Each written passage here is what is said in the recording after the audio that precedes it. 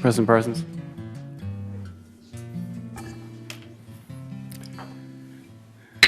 Good morning, everyone, and welcome to the 51st annual meeting of the members of 3rd Laguna Hills Mutual, a California nonprofit mutual benefit corporation. This is Thursday, October 7th, 2021, 9:30 a.m. We are here in the boardroom, and we are also being shown on air as live. So the purpose of the meeting today is to give you the update of what was accomplished over the last year, talk about the election results, and give you an update on when terms expire for the existing board members. So with that, I'll call the meeting to order. We do have a quorum, and we'll do the Pledge of Allegiance to the flag done by Director Frankel. Please follow me in the Pledge of Allegiance to our flag. Ready, begin. I pledge allegiance to the flag of the United States of America and to the republic for which it stands, one nation, under God, indivisible, with liberty and justice for all.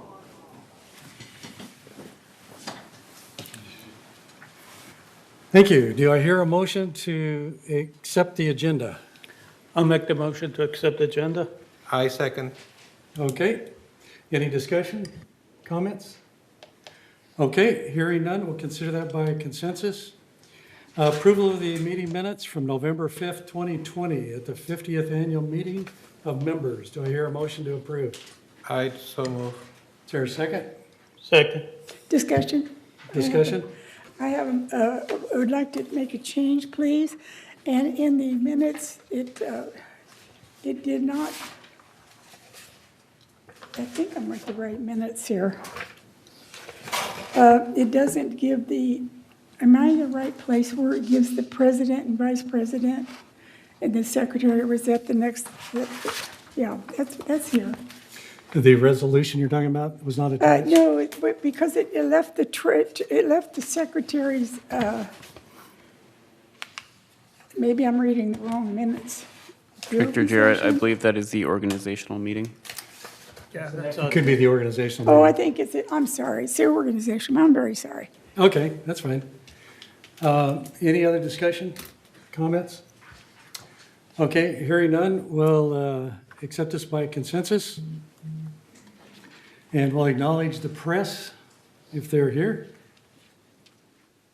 Okay, chair's remarks. This last year's been very challenging for all of us. I know a lot of us have gone through an awful lot with COVID, near and dear ones that we haven't been able to see, near and dear ones that have passed, as well as basically being left into our homes, not many activities to take advantage of. We've come through it strong together, and I think everyone's helped each other, watching out for each other and doing things for each other, which really helps the community. So I want to thank everybody for that and for your support of each person here in the community. I also want to thank the board that I've been so happy to be associated with and all the things we've been able to do. I thank you very much and for your support and service to the community. Okay, with that, we'll go on to the year-end review, board accomplishments. And that's item 7. So if we could have the first slide, please.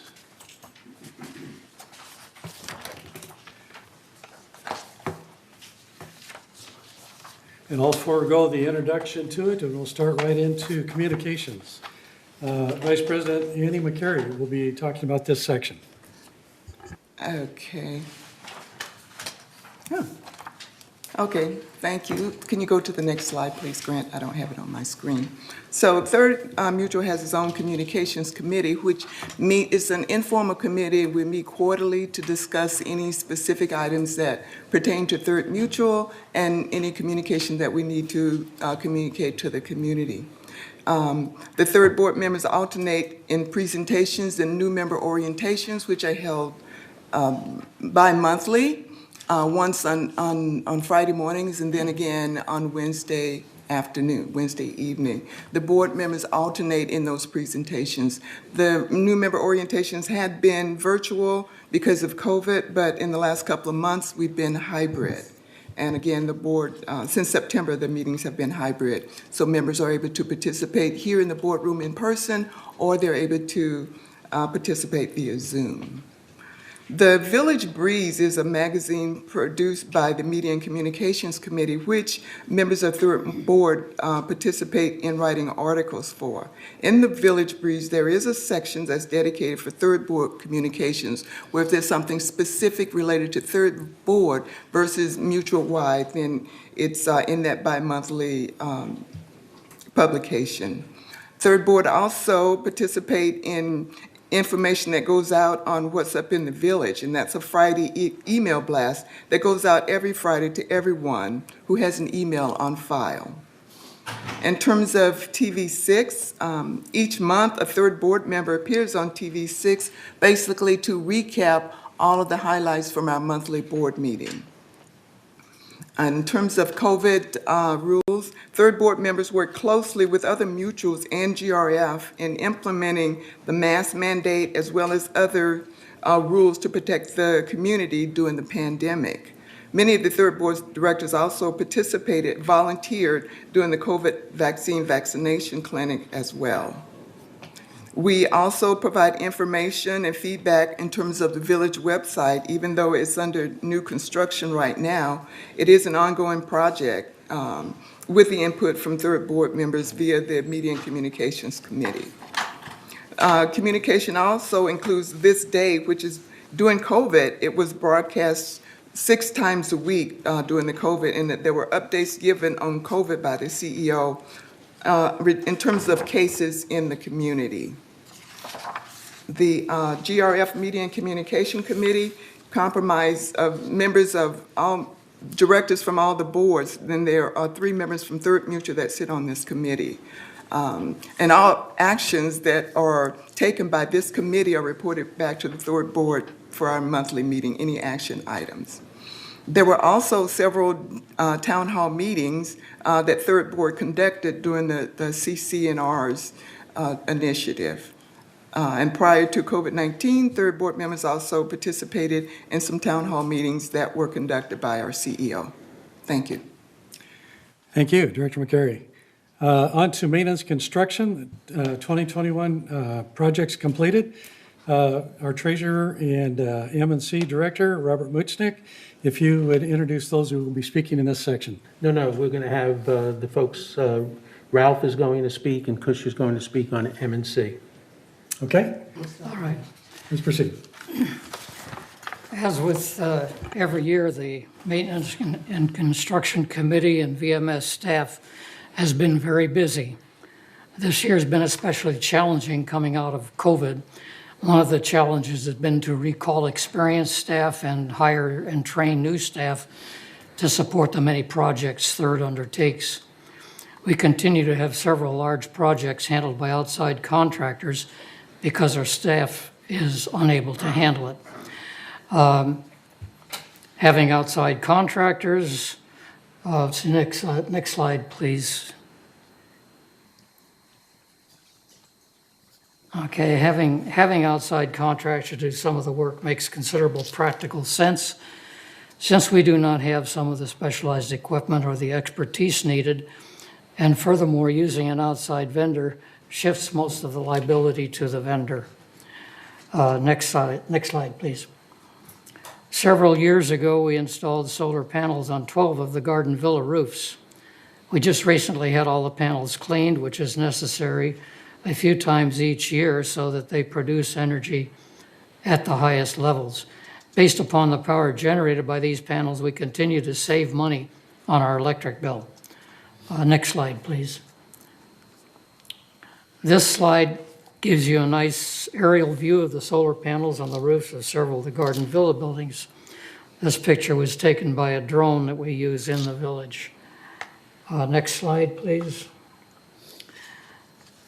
This slide gives you a nice, let's see, one of the ongoing programs is a replacement of many of our existing roofs with the cooler PVC roofing. This is what we see portrayed in this slide. Next slide, please. Maintenance is an ongoing issue for Third. Remember, our buildings are all nearly 50 years old or quickly approaching the 50-year mark. With this comes continued maintenance, especially since the buildings are primarily frame and stucco. Next slide, please. Dry rot is a very serious problem for us given the environment in which we live. We regularly inspect the buildings during the prior to paint program. Last year, with agreement of our paint suppliers and no decrease in the warranty, we increased the length of time between the painting of buildings to 15 years. So we will need to be more vigilant regarding dry rot infestation to try to minimize its impact on our structures. Small-scale dry rot infestation is treated by our prior to paint crews. Large scale is contracted out to an outside vendor and often includes structural issues. Next slide, please. These next two slides show you a before and after of dry rot identification and repair. This slide shows the work in progress. Next slide, please. This slide shows some of the same locations and what the finished product looks like. Next slide, please. Waistline remediation is also an ongoing annual project. Our sewer pipes are the same age as our buildings, 50 years old. The slide shows you what a pipe can look like before epoxy lining it. The flow through the waistline pipes become very restricted over time, which contributes to both stoppages and leaks. By cleaning out the pipes and lining them with epoxy, the pipes function like new. And the picture on the right shows one pipe that has been treated. By cleaning out the pipes, they function like new, leaks are reduced. And we have been focusing on garden villa buildings primarily because they are giving us the most trouble and often affect more than one unit. Next slide, please. As with the waistline pipes, we also have problems that we are addressing through the copper pipe epoxy treatment program. This program lines the hot and cold water pipes within your manners. This program helps to prevent the typical pinhole leaks and sometimes cracks that can develop in older copper pipes. At this time, Director Bada will take us through the remainder of the M&C presentation. Thank you, Ralph. Next slide, please. We're going to talk about asphalt paving and curb cuts.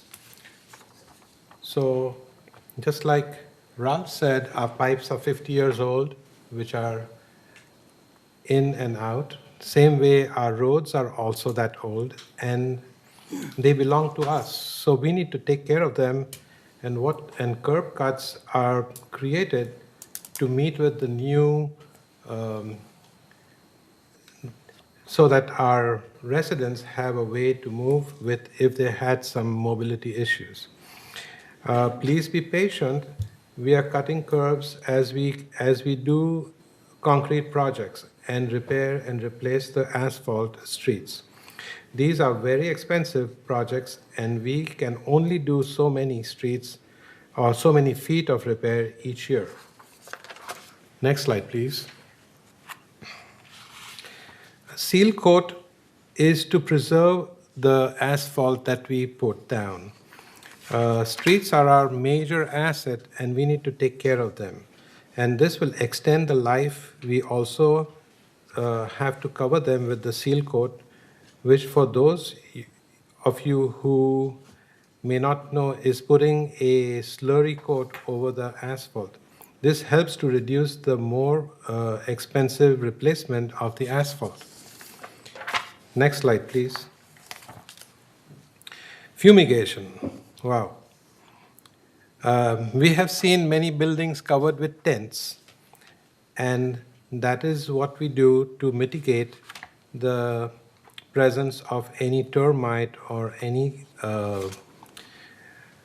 infestation. what we do in that is we give a contract to an outside fumigation company. We put our residents in a hotel for 2 nights and tent the buildings to remove all the. During that, we remove, besides having all the people go to the hotel, we remove all the plants, all the food is bagged in double bags in a very special manner, and because the gas that we put in is not good enough for food, nor human or animals or plants. This is an important project because we try to cover this every building in a 10-year cycle. Next slide, please. One more. No, it's about signage. As you know, we have some old signage on our buildings, and we are making some changes to the signs, and the new styles are in the next slide that we will show you. This slide provides you with 3 recent samples of the type of signs that we are now using to identify our buildings. We will continue to upgrade our building signs over the next few years. These signs are replaced during our paint cycle. Next slide, please. Golf cart parking. Parking continues to be a problem in the third, not only for the cars, but also for the golf carts. When our buildings were built decades ago, many people did not have 2 cars and 1 golf cart. So now we are facing another issue or a problem to solve, and many of our board members are working very hard to work on these open spaces that we have to create additional parking. We have a specific committee on the 3rd that works to identify where we can squeeze an additional space for a car or golf cart. Sometimes these committees need to be very creative, given that most car manufacturers have begun to make the move to all electric vehicles. We will need to decide how and if this is something we can address as we move forward. We sure have to. If you notice in the picture, this golf cart parking is done between 2 parking structures. Next slide, please. Wow, this is my favorite. Shepherd's Crook installation. We are responsible for removing all the barbed wire.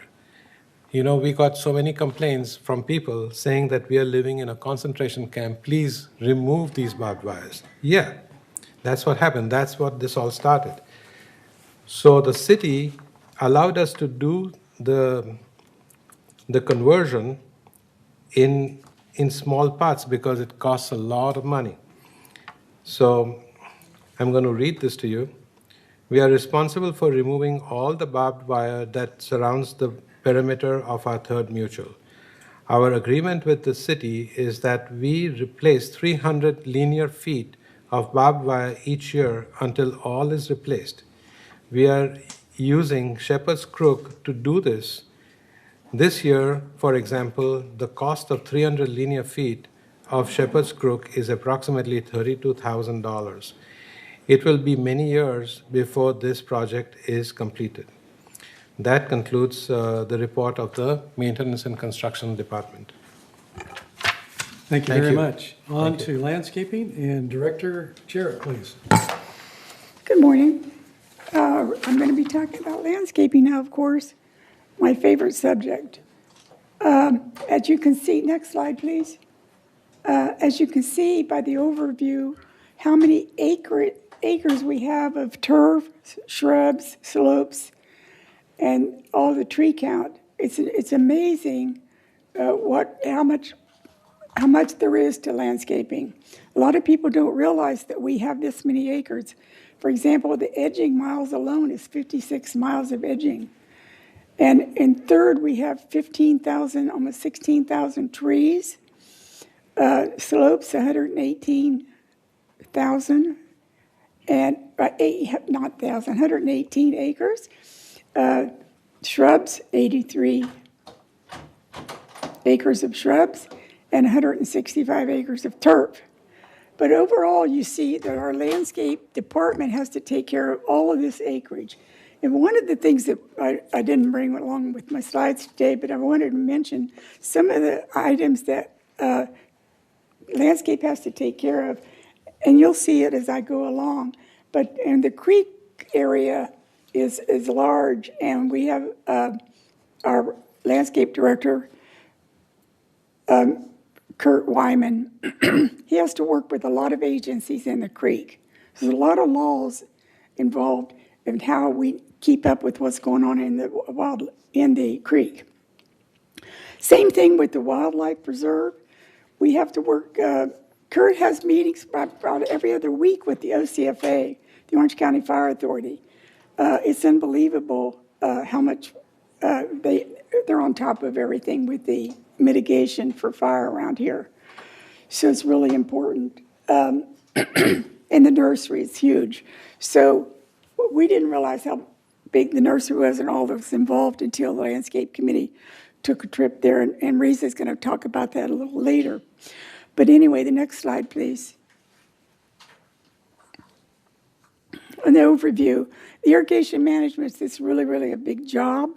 It's amazing what's all involved with the irrigation in such a huge operation as we have. And we can't look at it for just third. We have to look at it as overall irrigation.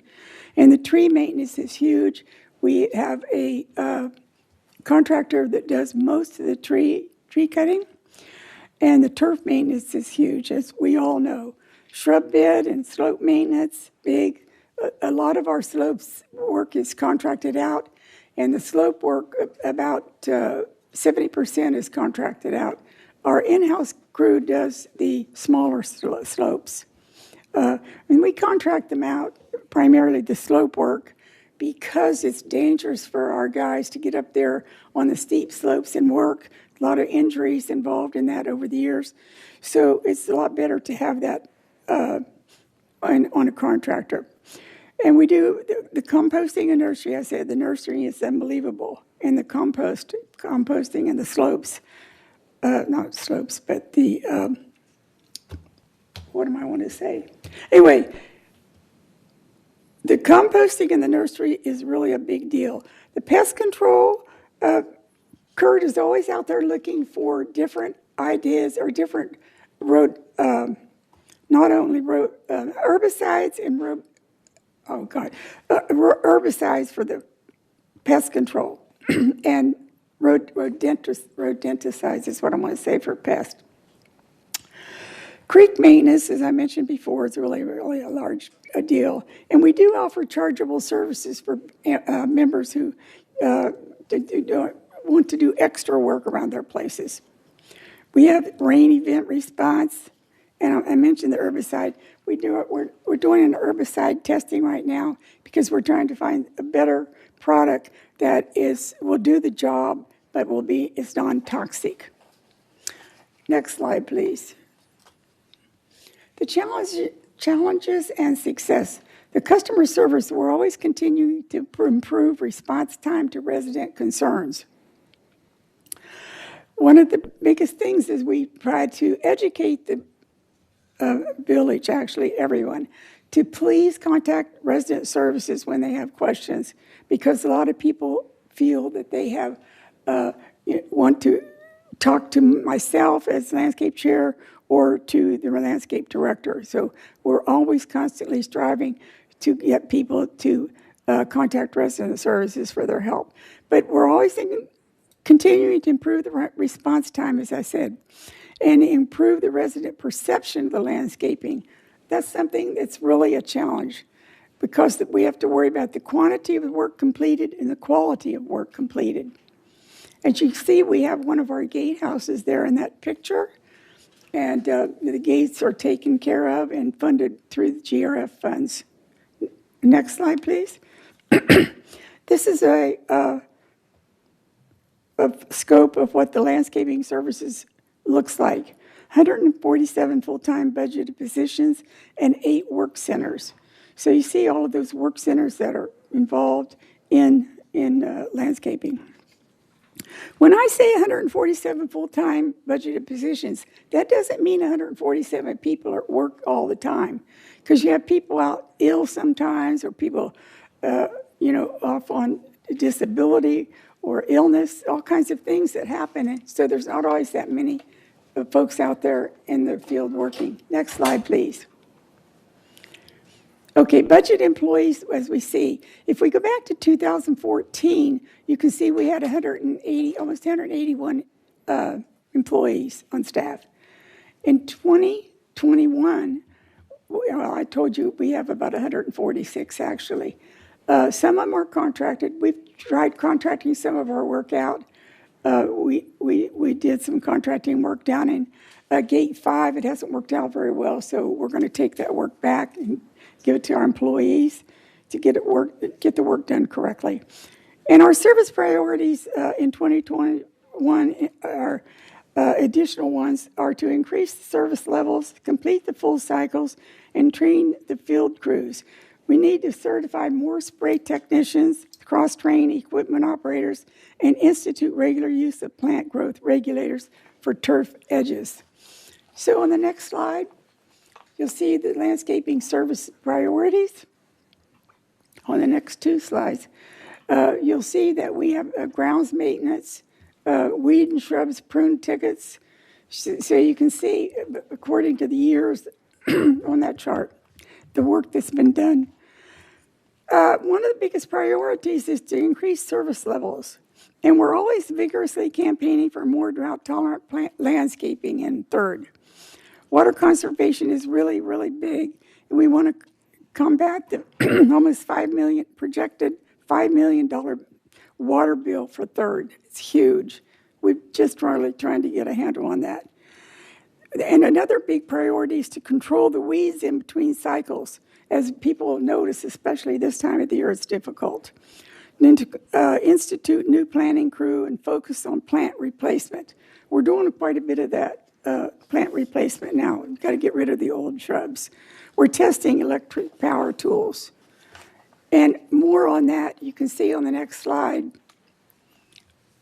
To continue the power tool replacement program, we're saving about $10,000 a year from last year. We're continuing to retrain the field crews with the mow patterns and spray techniques, and increase the use of plant growth regulators. And we're completing the complete nursery upgrades. We've done a lot of upgrades in the nursery. All right, on the next slide, you'll see the tickets, landscape tickets, going from 2018 to 2021, because there's a lot less tickets because work is really, really getting done. The key tickets on the next slide are year-to-date. You can see all of the different areas of lawn repair, excuse me, leaves, mulch, weeds, sidewalks, cleaned, shrubs pruned, and replaced and treated. Next slide, please.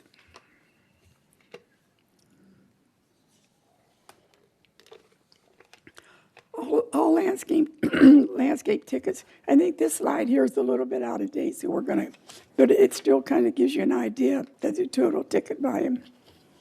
Next slide, please. The top 5 tickets for ground maintenance are included below for lawn repair, leaves, mulch, shrub replacement, and shrub treatment. Miscellaneous, next slide. The funds used on slopes this year, I'm having a hard time, is about $322,000 for the total contract for the funds and for the slopes. The funds used on tree work this year is about $493,000 spent of the total contract.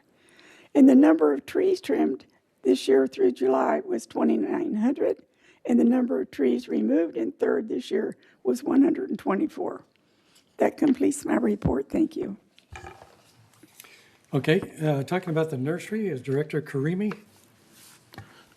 Thank you, Mr. President. Brad, go through the slide at will, because I'm not going to talk to the slide. I'm going to provide information in general. About 3 months ago, the landscaping committee visited the nursery and mulching facility located behind the driving range. I'll tell you that was one of the best kept secret of the landscaping. I wasn't aware, and most of the people on the board even were aware of the magnitude of this facility and the work that being done. It's very impressive. The facility is about 5.25 acres and has the staff of 4 and 8 greenhouses. All the plants are grown from the cutting and existing nursery stock or from seeds. The 8 greenhouses are used to nurse the new cutting and seeding before they moved out to the open areas. We have about 150 plus different plants, which is majority of them are native plants and drought-resistant plant, but extremely beautiful.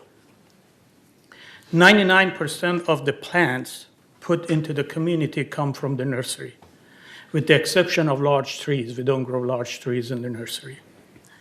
Over the last 2 years, 15,000 plants from nursery were put into the community. That's on the average of $50. So that's a lot of money that we didn't have to go outside and buy from Home Depot or other nurseries.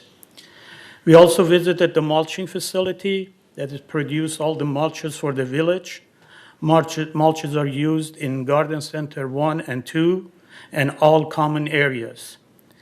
And for the members with the exclusive use area that they need mulches, they can also get mulch from the mulching facilities. Also, a video is being prepared by the landscaping group from the facility and will be aired on TV6 in the near future. Thank you. Okay, thank you very much. Next is an update on resales and leasing that I'll be talking about, please. Next slide. The year-to-date increase in 2021 sales activity is up 33% over prior year at this time. The monthly average of year-to-date totals 38 over last year's monthly average of 26 at this time. The average sales price in 2021 is up 9.6% to $460,705 over $420,312 at this time last year. Next slide, please. Total number of year-to-date sales in 2021 exceeds sales for the same periods over the last 3 years. In 2021, year-to-date is 307. Last year through August was 237. 2019 through that August was 207. In 2018 through that August was 277. Next slide, please. The number percentage of year-to-date leases in 2021 was 1,577, or 25.8%, is lower than at any time in the last 3 years. We don't know why it's going down, but it seems to be going down quite steeply. Next slide, please. Leasing activity over the year for the first 9 months of the year, 218 through September 2021, is declining. So we're seeing that this is happening. Stand by for more news as things change in our economy. Okay, next slide, please. And we'll be talking about the financial report. I believe it's going to be given by Director Rain Sostek and Director Wayne. Go ahead, please. Thank you very much. The financial report usually covers the preceding 3 months. Put my microphone on. But because this is an end-of-the-year report, we're going to do a summary and focus really on the end of August and where we are to that point. And that puts us at 2/3 through the year. So it's kind of a nice figure to look at. As we move to the first slide, which is kind of busy, so I'm going to summarize that for you. And by the way, anyone who would like to see these in more detail is welcome to download them. They can be downloaded from our website, from the internet, and you can study them at your leisure. But on the basic assessment, let's start with what's dear to our hearts, and that is the increase that we're going to have. It is going to be $93 per manor per month. That's a reflection of what the insurance costs. In fact, the insurance increase was greater than that, but we're only permitted by law to increase no more than 20%. So the question is, how do we do that, and where did we get the extra money from? The only other real increase that we have, which was really small in comparison to insurance, was in employment, and that was primarily in compensation for a couple of additional full-time equivalent positions and increased union medical and retirement costs, as well as some anticipated increase for non-union medical and life. We were able to eliminate some of the unappropriated expenditures. That's our fancy way of saying our contingency fund, and put $8 per month, per manor per month towards that to help offset the operating costs. Outside services had decreased last year because we didn't do the fumigation we normally do because of COVID, and people couldn't get into the houses to do that. And so that money was moved over to this year to help defer as well. And we have resumed, if you probably noticed the tenting around the village, we have resumed the fumigation processes. And so I hope it gives you a good sense of it. It was not anything anyone wanted to do, but it was something that there really wasn't any choice for. If we move on to the next slide, just to give you a picture, the GRF assessment actually is going to increase by $11.90 a month. And it's the same thing, except the insurance premiums in that case really were just premiums on their existing insurance. They weren't affected in the same way by a reevaluation as we were. And so you've got the rising insurance premiums and compensation for employees, so much smaller scale, but the same categories. And they were able to offset what would have been a little higher increase by taking $8 away from planned surplus recovery and a decrease in the reserve fund contribution because it is on target for its 30-year plan. We did increase, or I should say GRF increased the contingency funds to prepare for any unexpected costs that might not have been included in the budget. Moving on, let's take a peek at our income statement. And as you can see, through August, now remembering that the gray bar, the bar, every section of bars, the gray bar farthest to the right of each section represents August and our cumulative totals. So we, at the end of August, we had assessment revenue. We were up at $23,067,000 up to the end of August.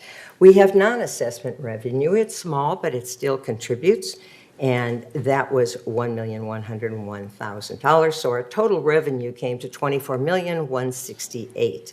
Our total expense, which looks great, was $23,007,000, and that gave us an apparent surplus of $1,161,000, but we do have to keep in mind there are some statements coming in from vendors. There are always statements coming in, and it won't be until the end of the year that we see the balance in that, and it will probably even out quite a bit. As we move on, for our operating fund only, the income statement for that one is a picture of income versus expenses when looking only at the operating fund. So the operating fund is the money that we budget, that we expect to spend, as opposed to contingency or reserves for the unexpected. And so in the operating fund, we can see that for the 8 months, the assessment revenue was $13,978,000. And we add the non-assessment revenue to that of $1,019,000, giving us that total of $14,997,000. And our expenses, at this point, were slightly higher, and that was really primarily due, you can see the $15,367,000. That was primarily really related to insurance, and we are working on that. That deficit was made up by borrowing from the disaster fund, which is a very permissible borrowing, and it is being repaid. As we move to the operating fund only income statement. Moving over, if I didn't flip fast enough myself. We've got actual versus budget. This one's a little confusing because the August figures in the first column, in the first set of columns, didn't get in time. But in fact, it is the same amount, the $23,067,000. It's $23,067 that we expect. And if you look, the non-assessment revenue was below. It was, in fact, $344,000 less than anticipated. So our total revenue actually for the cumulative period up to the end of August was $344,000 less than anticipated. Fortunately, the total expense was $2,282,000 less than we had anticipated. So we wound up at this point ahead by $1,938,000. Again, we are going to have statements coming in, we're going to have bills coming in from vendors, and there will also be accrued vacation, et cetera, and things that will have to be paid. So we, again, will know the true value as we get closer to the end of the year, but so far we're doing fine. My next slide, I really like. For me, I'm kind of a visual person, and I don't know about you, but I find it much easier to look at something like this. Right down the center is a bar that represents what we expected to spend. So anything that is over, then you see it in the upper part of that chart, anything that is moving over to the right is better than anticipated, better than budgeted, because that straight line is the baseline that we start with. Anything that's over to the left is not as well, doing as well as what we budgeted. And so as we look at that, you can see that outside services really is looking much, much better. And that was somewhat anticipated, but we found outside services, employee compensation, the net allocation to the mutuals and professional fees continued to be very positive. Employee compensation, as I've mentioned, know that there are vacations coming and accrued things and sick leave, et cetera, that may be needed.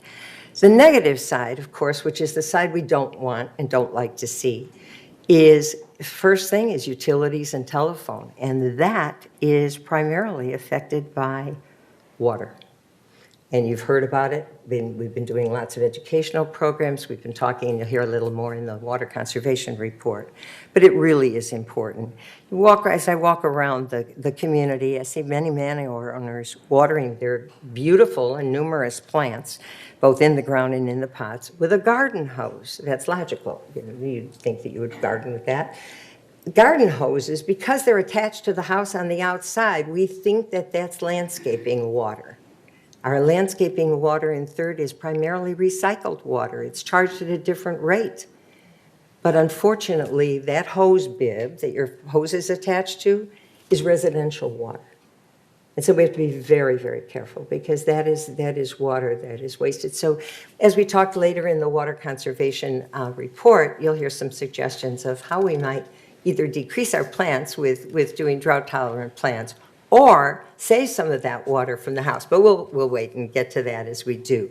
Obviously, the biggest bar to the left is insurance, and we've already talked about it, but that's the impact that it had. It was that large. Our investment income, there was some. As you know, interest rates are very, very low now. We're not getting very much, and we used to pay the management company, we used to pay them to manage the fund that really didn't do anything because it was just in treasury bills. And so now that has stopped. That bleeding that was related to our investment income where we paid a fee for something that didn't grow. So we actually were experiencing a loss, even though all our investments were safe. And so that's come to an end. We no longer pay that financial advisor. We have moved over to another source. We are having it's very exciting, and you've heard reports, you will continue to hear them, but money will be readily available as we need it. It will be earning the maximum that we can get in the current market, but be flexible enough that we can keep increasing it. So that's exciting. As we move on, let's look at non-assessment revenue. Now, I always like these pie charts because it really gives you a sense of where money's really going in percentage-wise. And as you can see, in terms of our revenue that comes from non-assessment money, Fees and charges to residents, and we all pay them in various ways. Actually, in July was 43% of our non-assessment revenue and a little bit greater in August. We have money from lease processing fees, laundry, resale processing fees. We heard about our resales. Investment income, which now we're hoping will be a little bit better. Miscellaneous revenue from multiple sources, and the golf cart electric fee. And you can see that the biggest percentage is in the fees and charges to the residents. So I just always like to be able to see that. Somehow the picture is worth 1,000 words. As we move on, and we get to total expenses. Here you can see our utilities and telephone, which is in blue. So start like at 12 o'clock and move over as it goes from 12 to 2. That would be our utilities and telephone. Then we go to insurance, which is very large. We go to outside services. We have materials and supplies at a smaller amount, but certainly noticeable. The net allocation of mutuals, other fees, legal fees. Legal fees have actually improved considerably. They continue to represent about 1% of our expenses, but they're down considerably. We have new guidelines that relate to contacting legal counsel, and we've created a great gatekeeper system with a dramatic impact on our legal costs. So you'll see those down and staying down.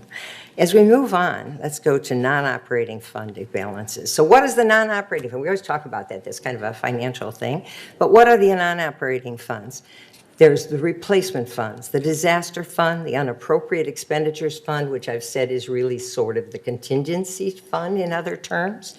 The Garden Villa Fund, it's very small. It's for the Garden Villa rec rooms. And those of you in Garden Villas, hope you noticed the new furniture and the new chairs.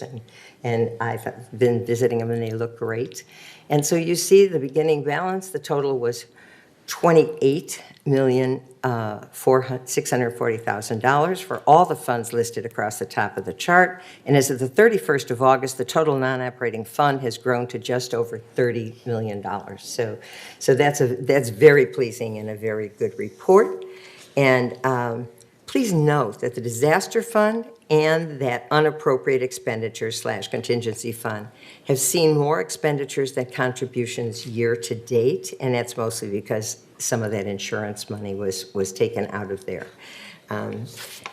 As we move on, let's look at the bar chart again. Visual is sometimes so much easier to see. Starting with 2017, going all the way over to 2021, you can see that the blue are the replacement funds, and that amount has increased, and it's always nice. We're an aging community, so we really like to see that fund is growing. There's also a shrinkage in the disaster fund. Much of that did have to do with the insurance money, which, as I've said, is being repaid. But also, the fund was originally set up a little larger than it needed to be because at that time it also included, we were self-insured for earthquake, and we now have earthquake insurance. So we're able to do that and not be as concerned as we might be. If you look at the top, in the gray section, that's the contingency fund or the unappropriate expenditures. It's doing fine. And if you've got really good eyesight, across the very, very top is a very thin bar that represents the Garden Villa Rec Room Fund, and that has not changed dramatically since 2017. So let's move to the end. I always like to end on a positive note. And actually, it has been a pretty good year considering all that we've been through and that the community's been through. And what's really, really exciting is our resales, as you've heard, remain strong for 2021. The year to date, you heard there are 307,000, no, then no one lives here, 307 sales that have closed compared to that 207 last year. So that's a considerable increase. What's equally important is the average sales price has also increased substantially. On an average, $40,000 per manor for each sale. So that's an average, but it's a nice figure to see. And on a positive side, again, according to the resale department, many more properties are in escrow and are expected to be moving through the closing phase soon. And that concludes the finance report. Thank you very much. Next, we'll talk about property insurance renewal. And Director Craig Wayne, please. Thank you, Mr. President. As everybody knows, California has had a terrible season for a couple of years when it comes to fire. We have forest fires. We have fires that were started by the electrical systems that we have in the state. So because of that, the insurance companies have said, we're in the business of making money, not losing money. So we are going to raise our rates to pay for our expenses, meaning recouping what is given to the policyholders. So, with that in mind, we had two problems. That was one. The other one was that Travelers Insurance, which has been our insurance company for quite some time, had been raising our property values a couple % a year. And this year they said, we want to have a reevaluation of your property. And they did that. And the reevaluation came in considerably higher than the previous years. So now we're buying insurance at a higher rate because of the insurance cost to the insurance companies and because our evaluation is higher. So if you look at the next slide, you'll see how our coverage limits currently are and the premium that we're paying. So for the first layer of our insurance, from 0 to $225 million, you can see the 10/1/20 renewal of $2,662,659. When you look at the 10/1 renewal premium for 2021, you see $3,472,000.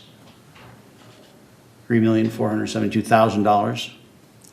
Then you go to the next layer of insurance, from $225,000 to $425,000. Last year's rate was $362,965. And you see this year, 2021, it's going to be $1,200,000. Then you look at the next layer, $425 million to $700 million, and we see a premium going back to 10/1 of 2019 of $1,226,000. Come 10/1 of 2020, it was $1,078,000. And now we're looking at $1,400,000 for the renewal coming up in October.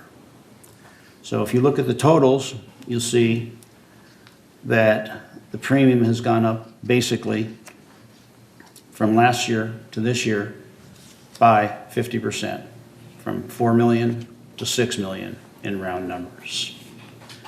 So the portion of the insurance from 225 to 425 coverage is limited to be filled. The total insurance limit from 10/1/21 renewal is $675 million. And the property insurance budget is $7,800,000. So those are the numbers that we have been working with. Thank you very much. Okay. We'll go on to water conservation with Director Rain Solstad. Thank you, Steve. As promised, I'm back with the water conservation report. And if we move to that first slide, in summary, we have limited water resources. Water conservation is more important than ever. The severe drought, which was helped by Monday night's deluge, but unfortunately rainwater goes to the ocean. We don't get to recapture that. So although it was wonderful, it didn't make a dent in the drought. And then reduced Northern California snowfall. There was less snowfall, and what was there didn't stick very well. And we've all heard about Lake Mead being at record low levels. What we don't always hear about is the fact that in South Orange County, we don't have sufficient underground water reserves. We don't have reservoirs where we can hold that water. So essentially, 100% of our drinking water is imported. It's expensive to transport it over long distances. It primarily comes from Northern California and the Colorado River. And we had a rate increase that became effective July 1st. That wasn't because El Toro Water District wanted to, it was because El Toro Water District had to. Their expenses are terribly high. Our water bill in third for 2022 is projected to be potentially $5 million, but what it actually costs is going to depend upon us and what we do to help conserve. If you move to the next slide, I always think it's helpful to get a picture of what's going on in our state. And that drought map, brown is bad, red is almost as bad, and orange is still not good. So if you can see, there is a huge area that is brown, meaning exceptional drought, and red being, or depending on your color, sensitivity, extreme drought. And the anticipation is that actually that is going to move so that the state, almost all the state, will be either brown or orange, dark orange. So we have a problem, and it's not going away, and it's really something we have to plan for in the future. I wanted to make it even more dramatic. If we move on to the next slide. I don't know how many of you are familiar with Lake Oroville, but that's the second largest reservoir in California. It's north of San Francisco. It supplies water to the Bay Area, to some of the Central Valley, and to Southern California.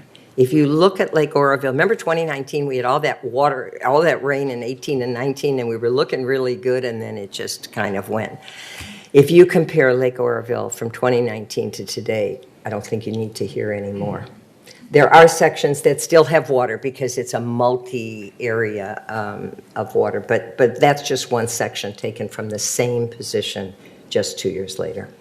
So moving on, there's Lake Mead. We've heard about it, now you can see it.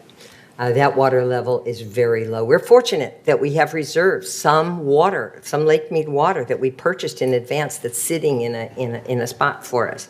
But that's not going to last forever. So we really have to be very careful. So let's move on to where our pocketbooks are. And that is in the expense. And, you know, you get an electric bill and you see it and it makes sense. And you get your phone bill and it makes sense. We don't see our water bill. That's something that's in our monthly assessment.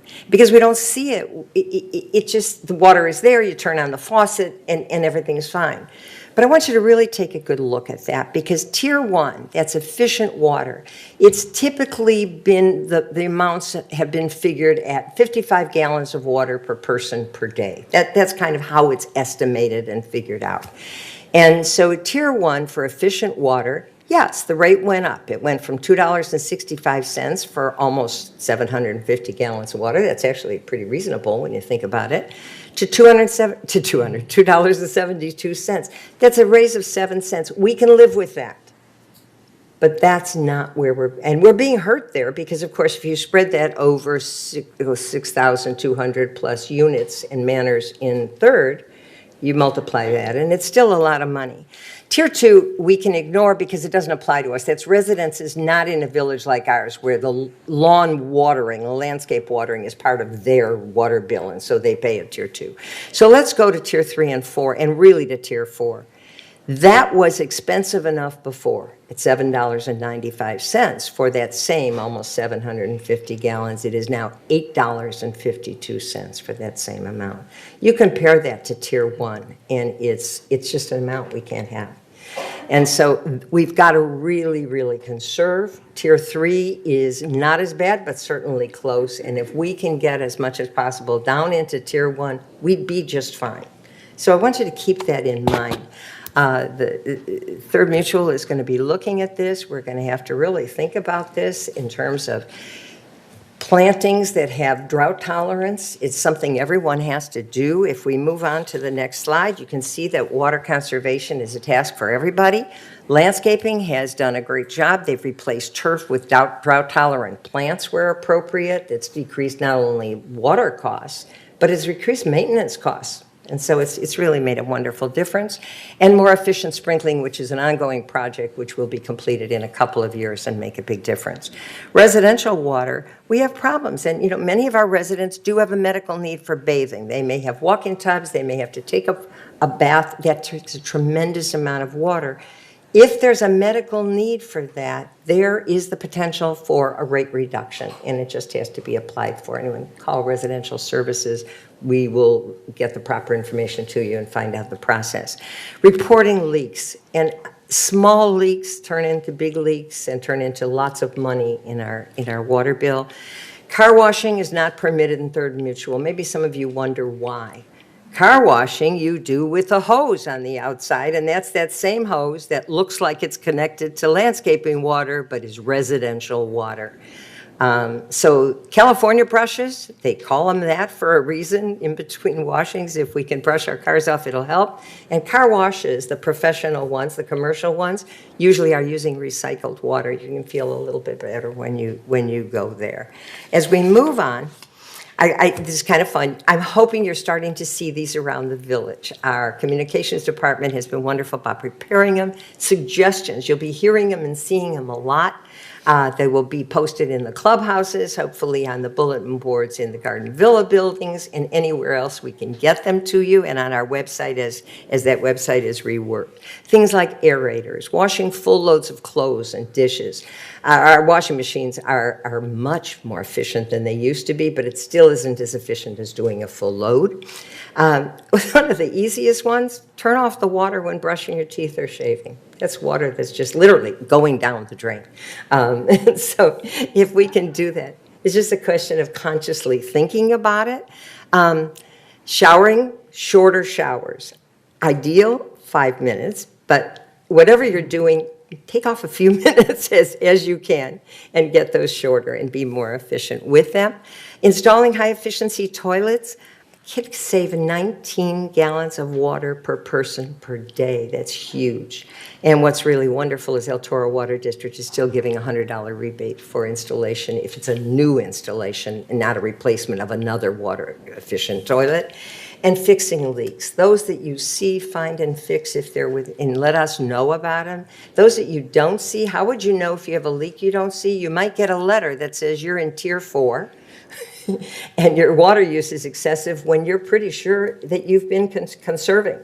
So if you get that, please let us know. If we move on, this is just another way of what you just saw in a graphic presentation for those who are more verbal. But the one that's different, and the one that I promised you when talking about the financial report, if you go down to the next one from the bottom where it says recycle indoor water to irrigate your garden, that can cut the use by 30% to recycle indoor water for outdoor use. So how do you do that? Well, how about when you turn on the water and you want hot water and you got to wait a little bit if you have a pitcher there to catch it? That's one way to do it. There are many ways. There have been suggestions made in the past to put hot water circulating pumps on our water heaters. Not only would that be an incredible expense for the mutual, but those water heaters are privately owned by each of the manor owners. So we couldn't do that. But and what they do is they just keep the hot water circulating. Well, that's great, but you know what that does to your electric bill? And that is the bill you do see. So you would know that very quickly. So it's a nice idea. They're mostly efficient and mostly make a difference in very large homes. And most of the village, most of Third Mutual is smaller units that water doesn't really travel that far. So when you turn on your water, if it comes out cold at first, catch some of that water. Put that in, water your garden plants with that. It's just a wonderful suggestion, and it really feels good to do it. So how can you help? Let's go on, and as we finish up and come to the end of this, check for leaks. Look in your kitchen, your laundry areas, look for dripping faucets, leaking valves, and your toilets. A leaking toilet can really make a difference. How do you know your toilet's leaking? That's usually the valve that's running water into the toilet itself. We have blue tablets. They're available at residential services. They're supplied free by El Toro Water District, and all you have to do is call and come over and pick some up. You drop it in the tank, and if your water in the toilet turns blue, you've got a leak. So it's a very simple repair. It's just replacing that little flapper mechanism. So that's an important one, and I wanted to make sure. And please, if you get that Tier 4 water bill, if you get that letter, and it might not be you, remember, not all of the meters are just you. Many of them are for multiple units, but if you get that letter that says you're excessive, please call, and you don't think it's you, call residential services. There could be a leak that's not visible to you, but makes a big difference. And so with that, if you have any questions, moving on to our concluding comments, you can email info@lagunawoodsvillage.com and ask any questions about water. You can call resident services.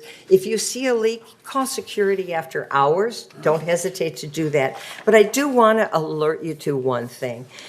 Remember that there are 6,200 plus units in Third. There are that many in United. There are, I think the last figure I heard was something like 275,000 sprinkler heads in the village. So if you see a sprinkler head dripping and you don't see someone coming out right away to take care of it, it may be that there are sprinkler heads elsewhere that are spraying. And so they will get to you. Know that, call and get that in line, and it will be handled by emergency by quantity of water. And then there's always that question of if there's a slight drip in a sprinkler head, and it's just dripping and would cost us, if it waits, on Sunday you notice it, and it waits till Monday morning, it might cost $2 in water. And if you called a plumber on Sunday, it'll cost $68 to have him fix it. So we're always weighing that. And it's important because we are always concerned fiscally about expenses within the village. So with that, please do your best. I hope some of you got to see the panel discussion we did. It was a roundtable. It was on Sunday nights at 7 o'clock for all of September, and it now is on YouTube, and you should be able to find it on the homepage of the website up in that upper left-hand corner by clicking on the play button. That takes you to YouTube, and it should be there. So with that, thank you very much, and thank you for conserving your water. Thank you very much. Now, Director Frankel will talk about traffic hearings. Good morning. I've been asked to chair the traffic hearings. I have done so for a couple of years. The Department of Security manages that function, and the hearings are held on a monthly basis here in the boardroom. And residents and their guests who commit to traffic violations then are asked to come in for the hearing.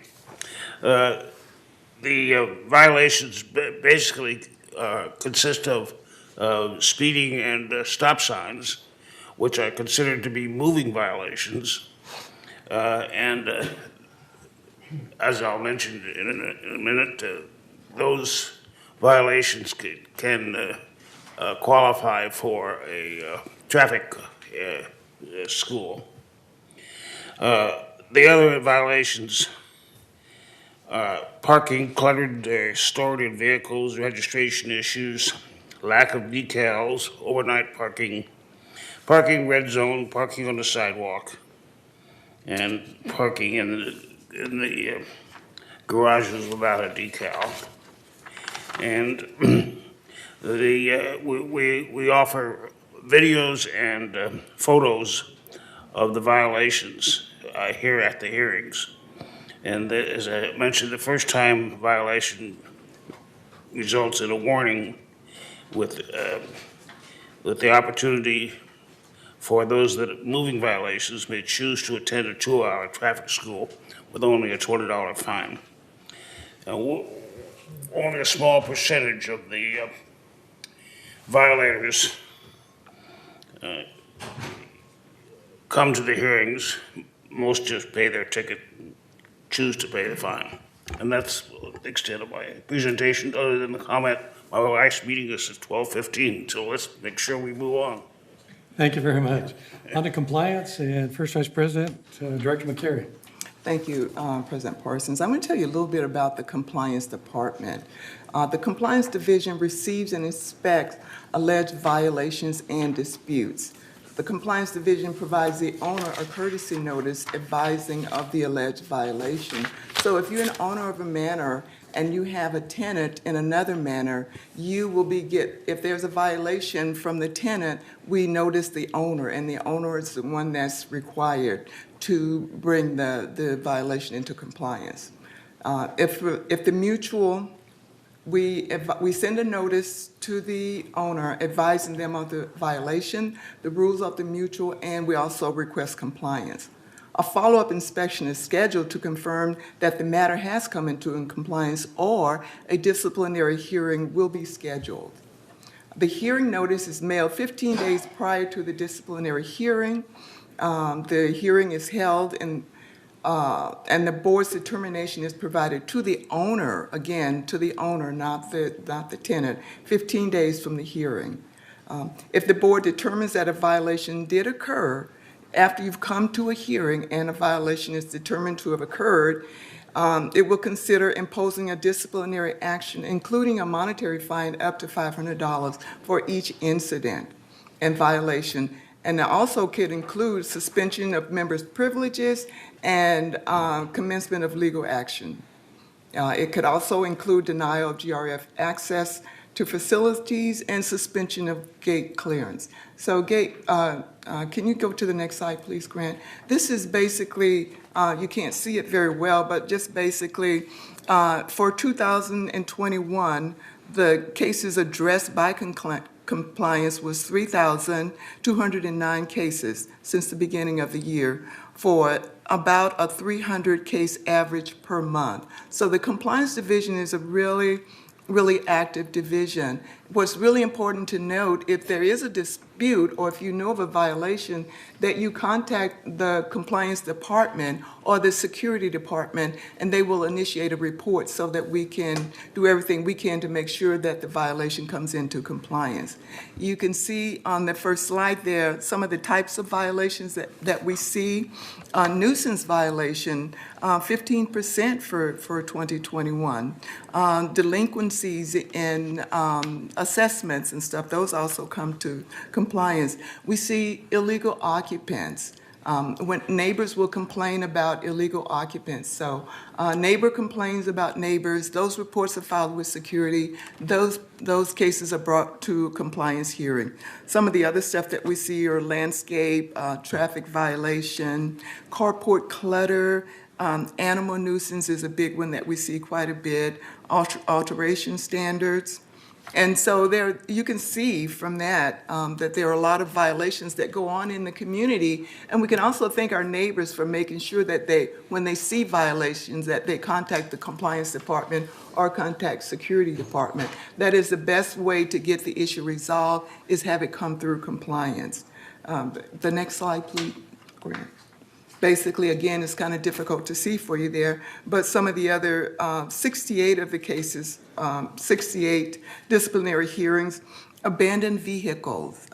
Residents will report abandoned vehicles, animal nuisance, again, clutter, delinquencies. There were 35 cases of delinquency violations.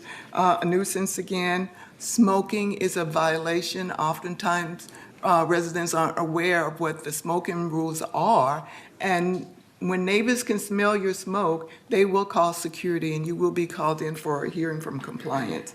Unauthorized authorization. So the compliance division is a very active division, and so these are the cases that we see most frequently. So thank you, President Parson. That's my report. Thank you. Director Jarrett will now talk about the Garden Villa rec rooms and completed work, please. All right, we're going to talk about the Garden Villa work, completed work. Next slide, please. First of all, we're going to talk about a few other things, not just the rec room. The laundry room floors, as you can see here, we've replaced a lot of the laundry room floors, the vinyl flooring, with long-lasting epoxy floors. Next. In the Garden Villa lobbies, all of the lobbies have now been renovated over the years. They just finished this year, all the lobbies, and they worked on their ceilings. They removed, oh my gosh, they removed a lot of old wallpaper, and each lobby received fresh paint and new carpeting. all the lobby renovations are now complete, and they'll start over again in 2026. Next, please. And the elevator refurbishment, that's kind of simple. It's really a big job. It puts the people out of their places for 18 days. Usually it takes for a elevator to get renovated. So it takes that elevator out of use, but that's just everybody loves it whenever the work is done because the elevators run so smoothly. Thank you. Next. All right, the recreation rooms. We have an annual program to update the Garden Villa rooms, and the renovations may include blinds, heat pumps, table and chairs, kitchens, carpeting, paint, and lighting. This year, because of the pandemic and the rec rooms weren't being used so much, we took an easy route out as far as maintenance is concerned. Also, well, first of all, our maintenance guy was on that handled the rec rooms and did all the maintenance, was on furlough for quite a while. He came back, and what we did with the funding, we put it to work by renovating the four kitchens down in Gate 5 that really needed to be have the servitors removed and replaced. So they're really nice. And then we bought all new chairs for all the Garden Villa rec rooms. We have 53 rec rooms, and a few of them had already had their chairs replaced. But we used the funding to buy, and now all rec rooms have new chairs. They're really, really nice. Next, please. Oh, there they are. You can see the old ones on the left and the new ones on the right. It's hard to see in this kind of a picture, but it kind of gives you an idea. Next. Okay, the carpeting, we went to this style carpeting, as you see right here in the boardroom. We went to that style carpeting versus what we were using before in the rec rooms. We did about four rec rooms we recarpeted this year. But in some places where we found out, especially over in the golf course area, when people would come right into the rec rooms from outside and use the side door, they would make a path real quickly into ruining the new carpeting. So that's why we went to this type carpeting, so that we have to remove a little bit of it and replace it. We can do it by how you can see there. All right, please. Next. Okay, the linoleum floors are also being replaced in the rec rooms, in the kitchens and the bathrooms with the epoxy. And the epoxy, actually, an epoxy job comes out of the third mutual funds and not the rec room funds, because we will never be able to afford to do those floors and replace them with epoxy. Next. All right, so you can see the kitchen renovation down in Gate 5, where I was mentioning before, we've done 4 of those. Okay, next. The women's restroom countertop resurfacing, that's been really, those countertops were very, very old and awful. It was awful. So you can see on the right, the new countertop look. And most of them, most of the people choose that dark color like that. There is a choice. Next. Okay, that's it. Thank you. Thank you very much. And as a summation of the 2021 resolutions that were passed, Director Karimi will highlight these for us. Thank you, Mr. President. As always, you kept best for the last. The items for the 2021 resolution that are passed are as follows. Approved election by member for revision of CCNRs. Approved election by members for amendment to the CCNRs. Approved 2021 special election schedule and resolution to appoint inspector of election. Approve resolution for social media use policy. Approve resolution for barbecue rules and regulations policy. Approved hate policy. Approved transfer of operating fund surplus to the disaster fund. Approved the resolution for insurance renewal funding. Revised rule for third mutual board members. and revise the standard wall attachment requirement. Among many other resolutions that have been passed, these are the highlights. Thank you. Thank you very much. And that wraps up our year in review, board accomplishments, and information to our constituents. We thank you very much. Hope that this has been a fruitful time for you to gain more understanding of what the board is involved with in looking for the overall good of the community.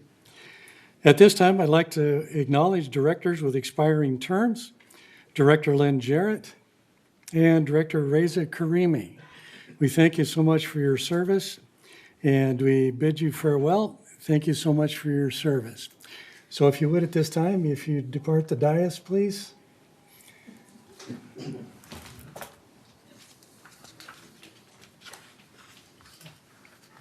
We'll go into the results of the elections. 3 new board members were elected to terms, 3-year terms expiring in 2024. I'll read their names: Jim Cook, Mark Laws, and Nathaniel Lewis. Before we have them come forward, I would like to acknowledge the Inspector of Election and her staff, Catherine Burkhart from Election Services, and thank you folks for your service. We really appreciate it. They've helped us a lot this year. At this time, we'd like to invite the new directors to come up and take positions on the dais. That's Jim Cook, Mark Laws, Nathaniel Lewis, please, if you'd come forward.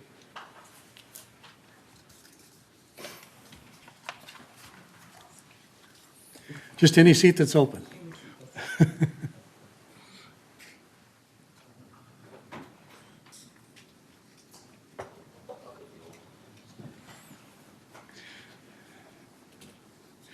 Right now, until our election, we're in no particular order.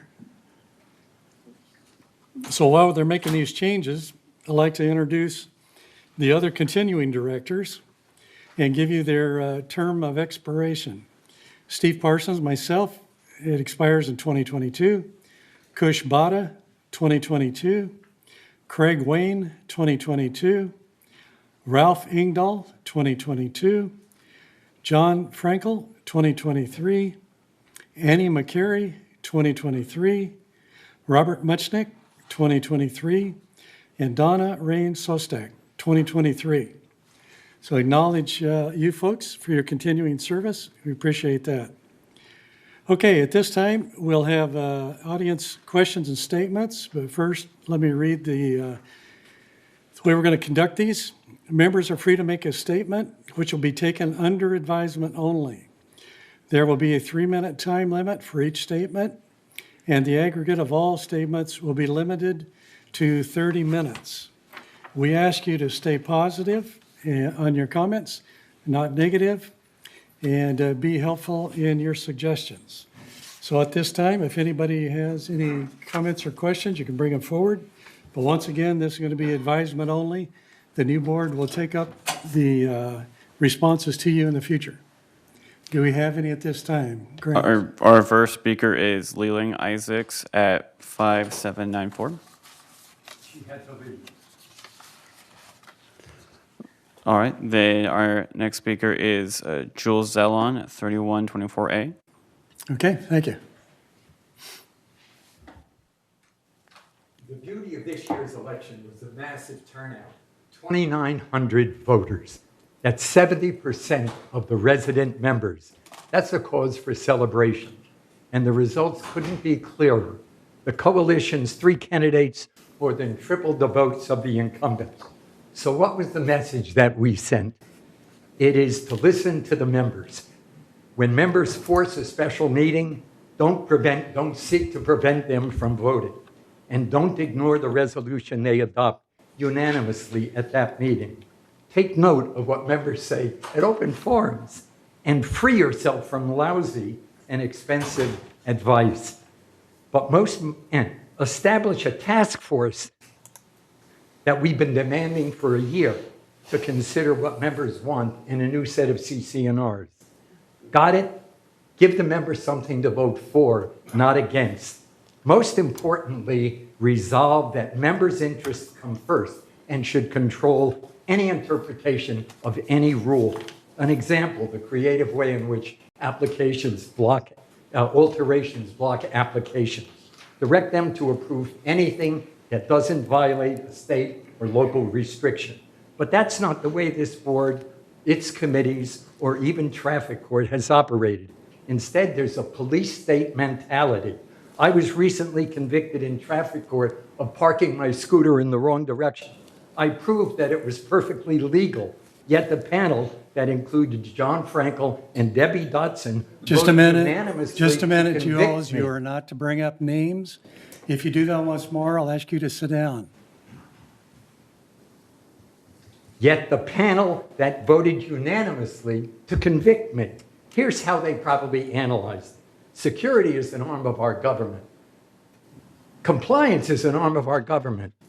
Hey, traffic court's an arm of our government, so maybe we should favor our own. That's illogical. Yet these are people that determine how we spend tens of millions of dollars. We recently lost 3 valuable active members of our community who were railroaded by one or a number of our boards, 2 by the 3rd board. Some of you might recall I protested loudly and in writing. A lot of good that did. All 3 gave up, sold out, and left the community. If a member-centric resolution had been in effect, Marty, Steve, and Harvey No would names, still- please. Thank you, Jules. They Your were time members. is over. They were simply Thank you. members Your of time is our- over. That's confidential No, it is information. not over. Security, would you If please can come in and finally escort him out? begin- Thank If you. you can finally begin, Please cut him off. His time I is over. urge you to adopt a member-centric Jules, your time is over. resolution. Security, please escort him out. Thank you. Pardon me? I would be happy to.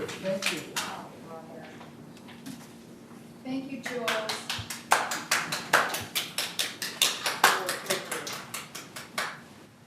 Next comment or question, please. Our next speaker is Karen Shore, 40123G.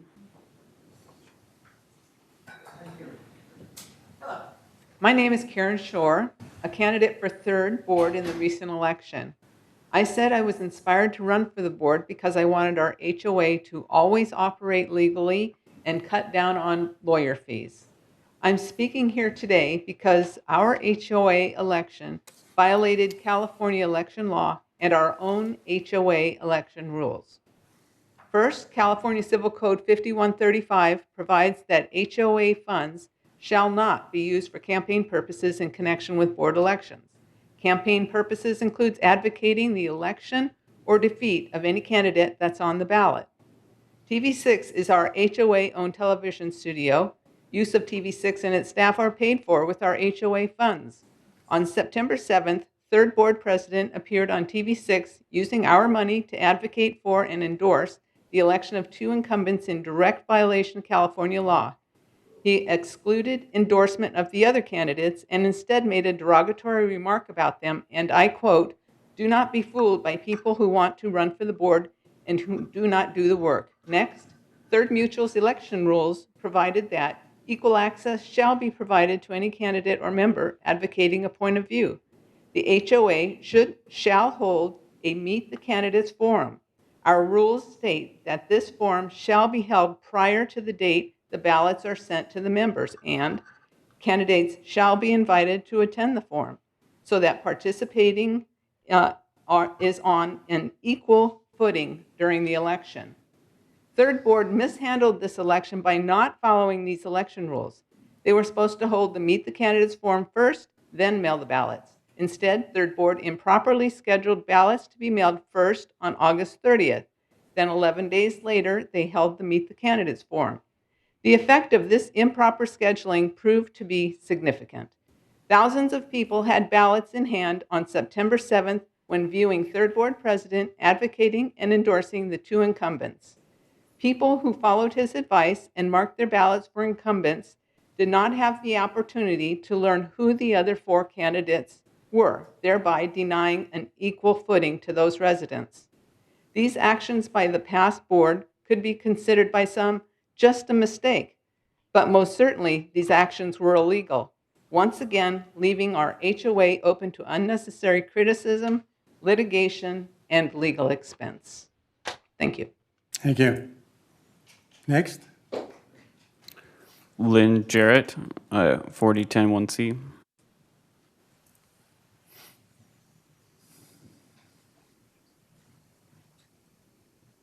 Hello, I think this is the proper time for me to be able to make a statement. Thank you to my fellow board members. We had a great camaraderie, worked well together, and supported each other as a team as we met the challenges of being a board member, especially through the times of the pandemic and the whopping rise in insurance costs. We carried on and persevered. Thank you to my fellow GRF committee members. Again, teamwork is key to making things happen. Thank you to the staff, officers, and admins that I worked with on committees. All are committed to being the very best employees and always going the extra mile for helping Third meet our goals. I have been a volunteer for the last 20 years since my retirement and served in the Peace Corps in Ukraine, went on to serve in other countries as a volunteer on behalf of the United States, and have been a volunteer for 12 years in Laguna Woods. My work on Third the last 3 years has been fulfilling, and I'm glad I had the opportunity.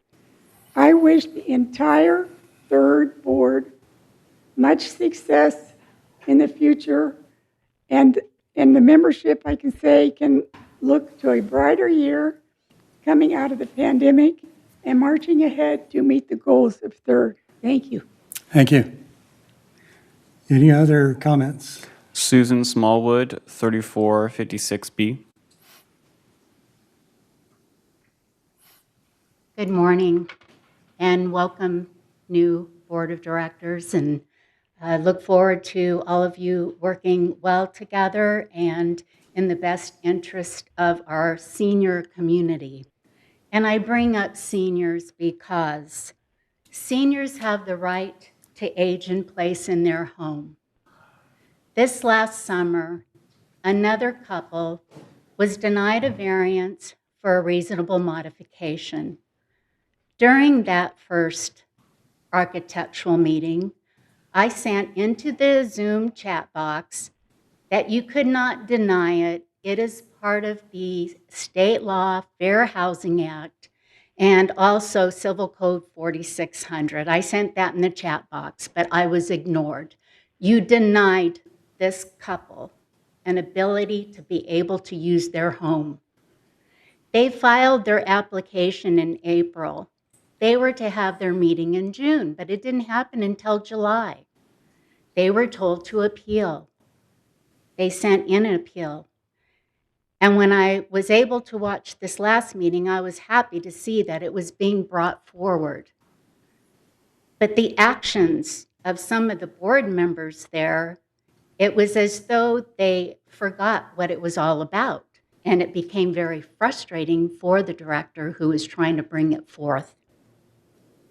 Your own attorney has on their website a statement about reasonable accommodation. It is a must. She teaches seminars. I provided those documents to those residents, and they were all emailed to each and every single one of you. But listening to that meeting in September, it was obvious that it was ignored. And this becomes very emotional to me because this is a second set of residents that I've stepped in to help. It's not right. It's not my job.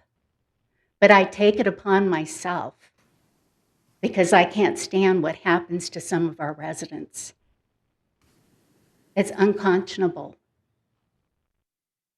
In 2017, the Common Area Use Policy used to have steps on reasonable modifications. But under the tutelage of DiLorenzo, when the new Common Area Policy was instituted, that was all completely removed. You have a decision tree. And I don't believe some of you have read that decision tree and the Common Area Use Policy. And I hope you will take a look at it and make those changes for a positive way for our seniors to live and Thank you. continue Your to time leave is up. here. Thank you. Reza Karimi, 5037. Hello, board. Now, as a civilian, but I'm not on the board, I want to just make comments about the board. Third board had unusual couple of years. We went through pandemic, and that we were hit by the insurance. None of them was something on the horizon that this board ever could predict. When the assessment came through as $1.6 billion for the property, everyone was shocked.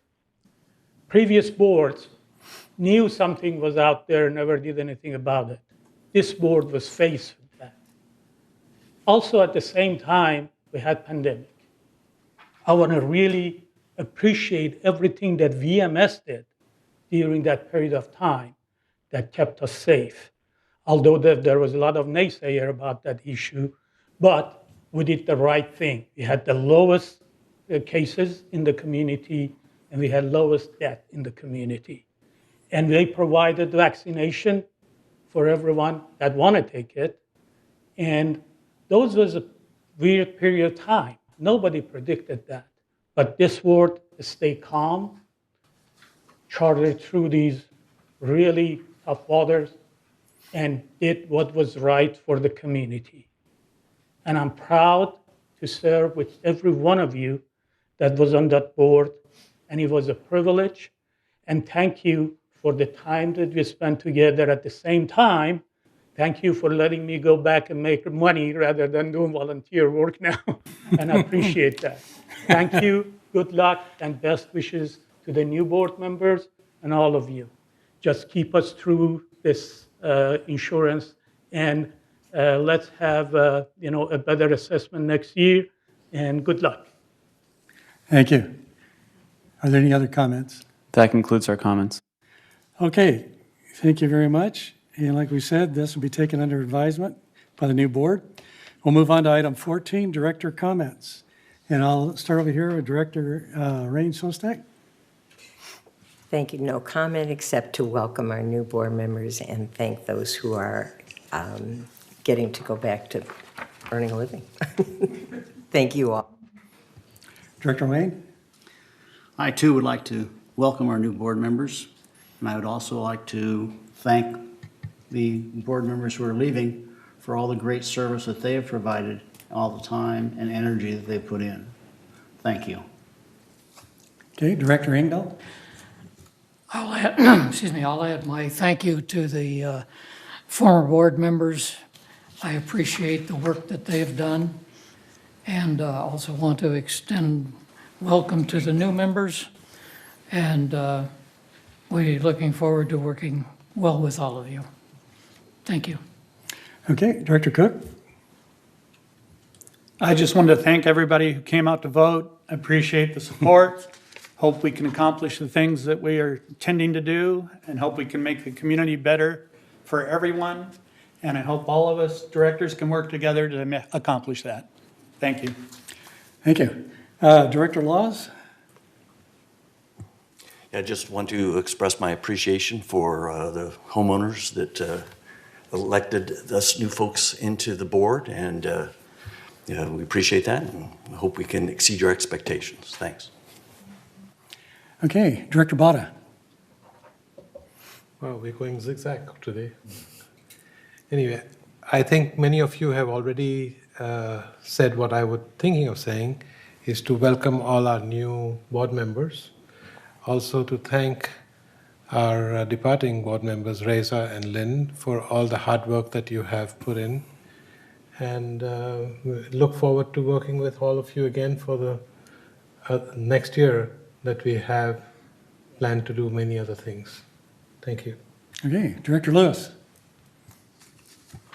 Well, I would just like to thank the community for coming out and voting a little bit more than they had in the past.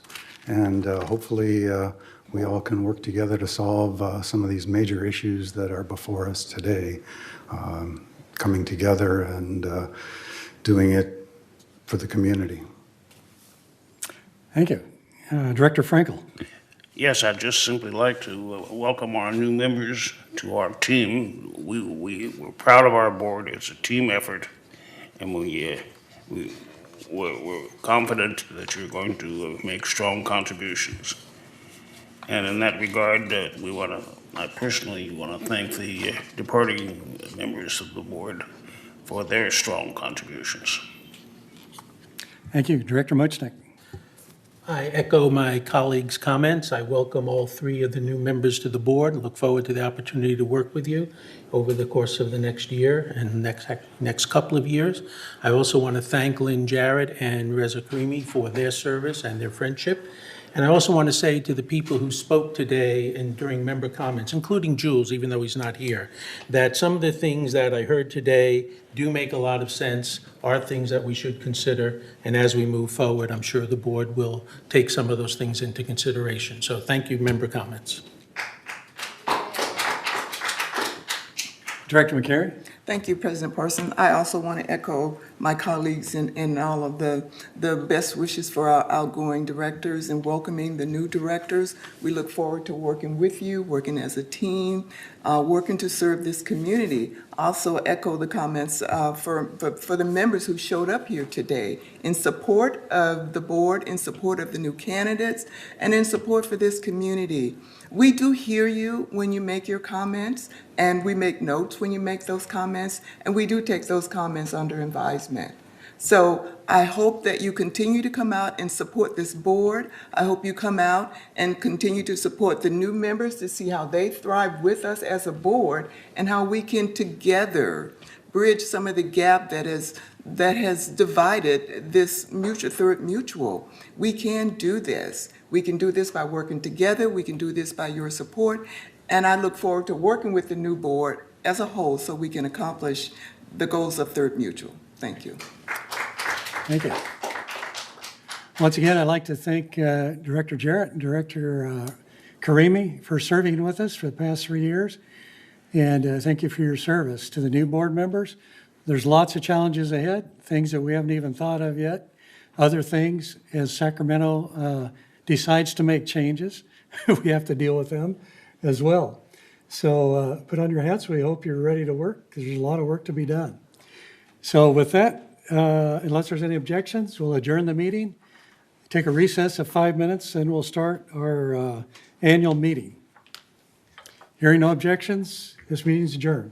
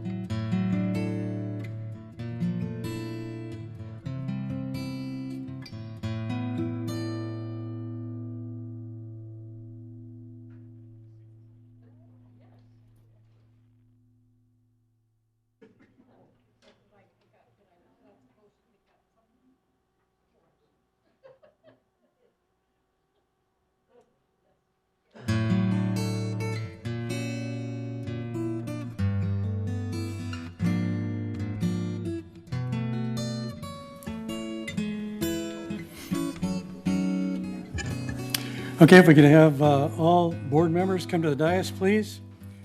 We're preparing to start. So at this time, I'll call the meeting to order.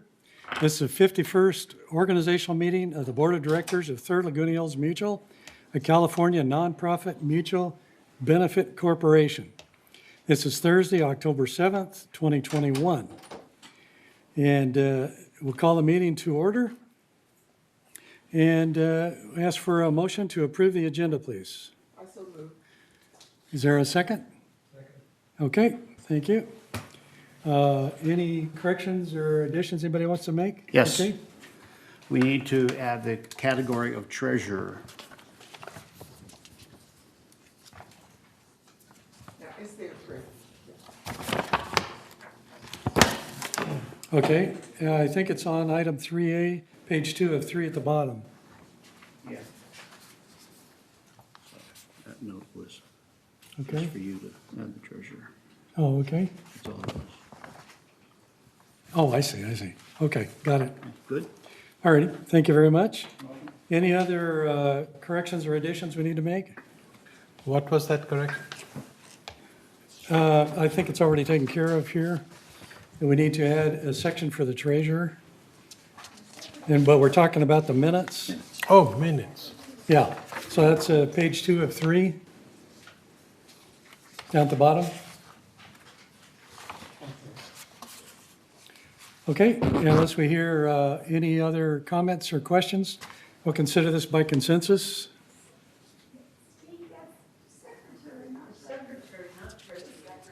Secretary? Secretary's missing. Oh, secretary is missing completely. Okay. See what happens when you ask me to help? Okay, do we have any verbiage to go along with that, Grant? From last year's meeting? Yes, yeah, we can add it. It was just by acclamation because there's only the one person nominated at the last year's Okay. meeting. So we will just add that it was by acclamation. Okay. If that's acceptable by all the board members, we'll go ahead and accept this by consensus. Okay, moving on to item 4. Are there any member comments? There are no member comments at this time. Okay, we'll move ahead with the election of officers. And the way we'll do this, we'll go president position first vice president, second vice president, treasurer, and secretary. And after the nominations are for each of the categories, we will take that one category, vote on it. That person will take their seat. We'll move on as we need to the next category. So at this time, nominations are open for the position of president, please. Nomination. Director Frankel. I would like to nominate Director Robert Mochnick as president. Okay, Director Lewis. Yes, I would like to nominate Director Mark Laws for president. Director Laws. Okay, are there any other nominations? Okay, hearing none, we'll take these two and close nominations. And we'll commence the voting. All those in favor of Director Muchnick, please raise your hand. Don't you do a secret ballot? Secret ballot. Do we have ballots available? Oh, okay, I wasn't aware of that. So we'll go ahead and vote by secret ballot. So Directors Muchnick and Laws have been nominated. So just put the name of the one person you want to vote for. We have our corporate secretary here to keep us in line. Thanks, Cheryl.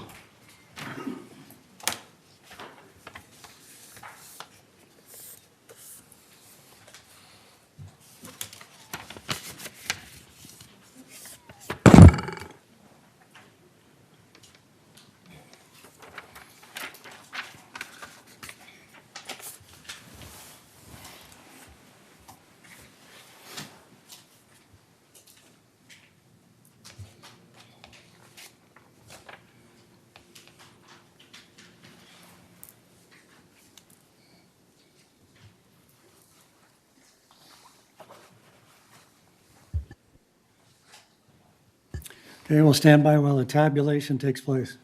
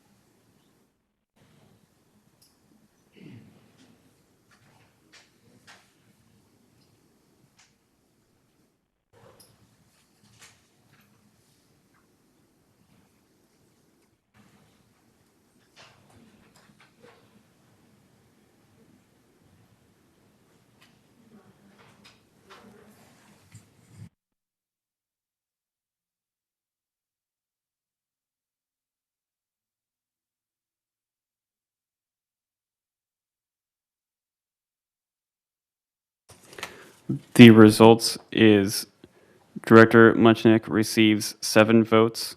Director Laws receives 4 votes. Thank you very much. And at this time, I'll relinquish control of the meeting to Director, new President Muchnick. Here we are. I'll work from here rather than make moves. Okay, I got to give you this. All right, thank you. Thank you. All right, I guess we move on now to selection of the first vice president. Are there nominations for first vice president? Director Lewis. I'd like to nominate Kush Bada for first vice president. Okay, Kush, do you accept the nomination? Okay.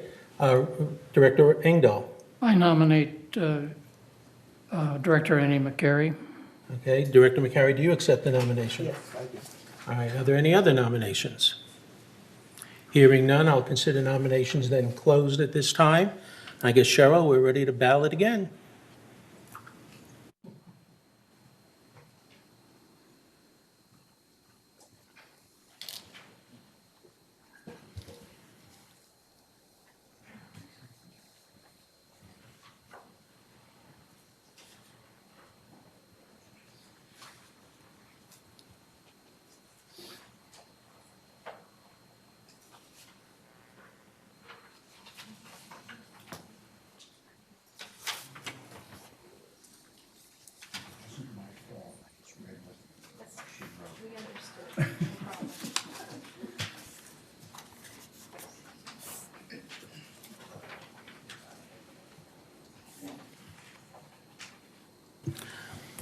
While we're waiting on the counting of the ballots, I just wanted to share something with you that as the new president, one of the things I would like to do is hold monthly town hall meetings that will be held in each of the 3rd Laguna Woods clubhouses on a rotating basis. I and a couple of my fellow board members will attend those meetings, at which point we will dialogue with you. There will no longer be a 3-minute minimum or maximum. You'll be able to dialogue on issues of concern to you, and hopefully that we can meet with you on a more regular basis in an environment where we can have a real exchange, a dialogue, and open discussion. So that's one of the things I would like us to do as we move forward, and the first one would be towards the end of this month. So I just want to share that.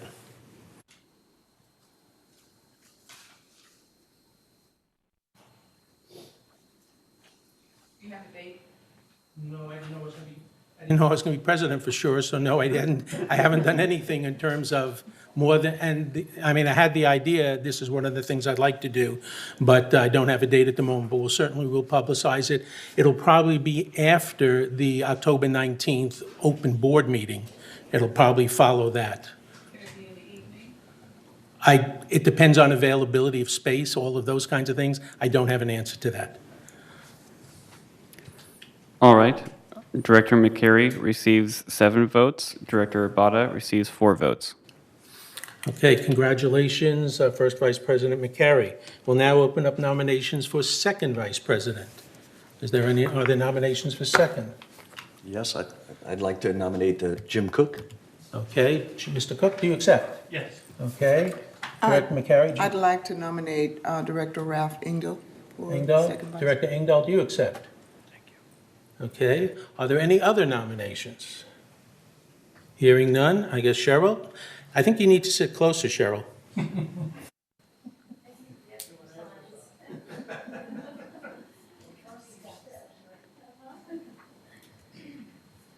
Aren't you glad there aren't more positions?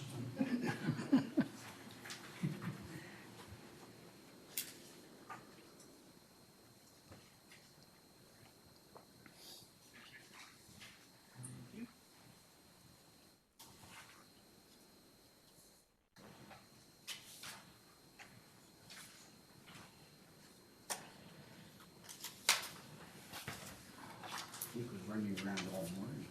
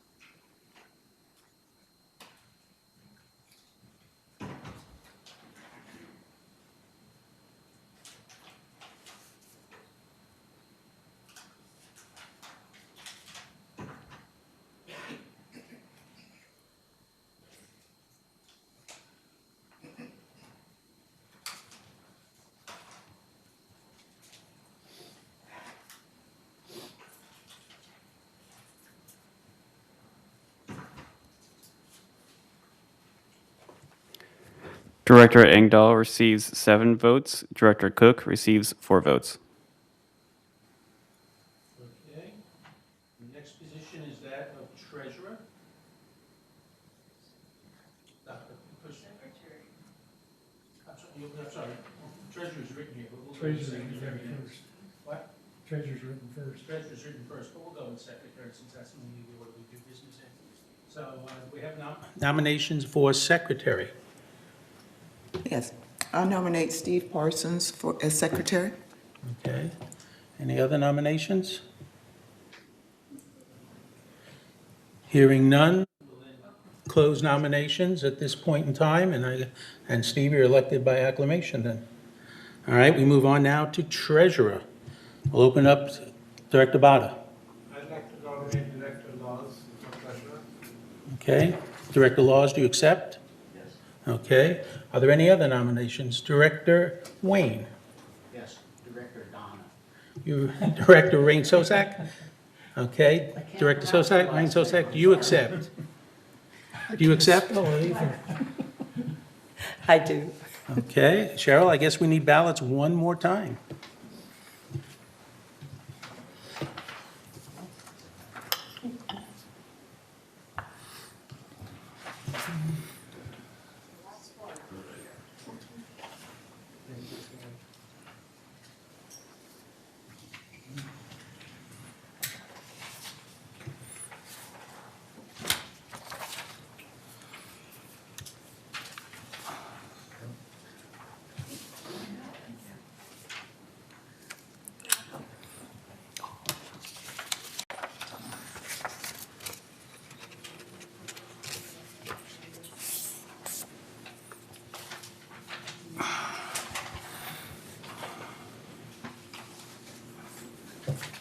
Thank you.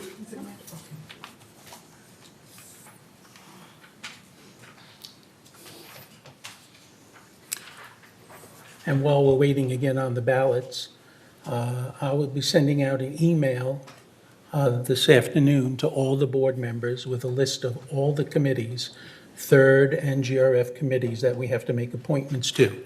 And I would ask that you please look at the list of committees. I'm asking each board member to identify 8 committees between Third and GRF that they have an interest in serving on. And then I'll make the appointments, and that'll be part of the packet for the next board meeting for approval of the committees. Any questions from anybody? You said 8. 8, yeah, I'm asking for 8 because what I did was I'm going to list all the committees and then the number of people that are assigned to each committee. Many of them are 5, some of them are 3, but everyone on the board, including all 3 new members, are all part of the Finance Committee. So that's not one you get to select. You're automatically a member of the Finance Committee. We serve as a committee of the whole for the Finance Committee. Since you're making a comment, could a member make a comment right there? About? Same thing, committees.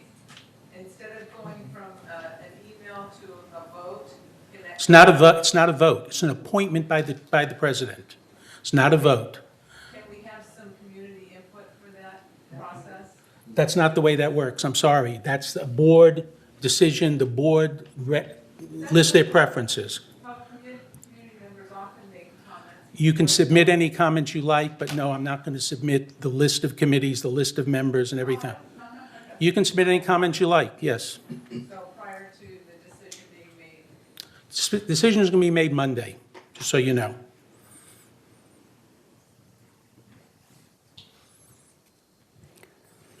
Director Rain Shostak receives 7 votes. Director Laws receives 4 votes. Okay, that takes care of all of our officers. I want to thank all the people who were nominated and willing to serve, including those who weren't elected, but thank you for at least your interest at this point in time. And I'm sure there'll be other opportunities for you to serve in a variety of capacities as we move forward. At this point in time, we need to entertain a motion to formally approve the resolution for the election of officers. If I could get somebody to move that. Director Rain Sosak moves. Can I get a second? I see Kush Bada seconds. Thank you. All right. Is there any discussion about the motion? The motion is to approve a resolution for the election of all the officers. Who was the second for that? Second was Director Bada. Okay. Hearing no discussion, I will go ahead and assume by consensus that everybody approves unless I hear otherwise. Hearing no opposition, then the motion to, the resolution for election of officers is approved, and I don't see us as having any other business except for those people who are invited to the luncheon. We look forward to seeing you there. I will not be there. I'm supposed to already have been on the road today. So have a great day and look for my email. And thank you all and welcome again to the board. We look forward to working with you. Thank you, everyone. Meeting's adjourned at 11:36. One last comment, go Dodgers.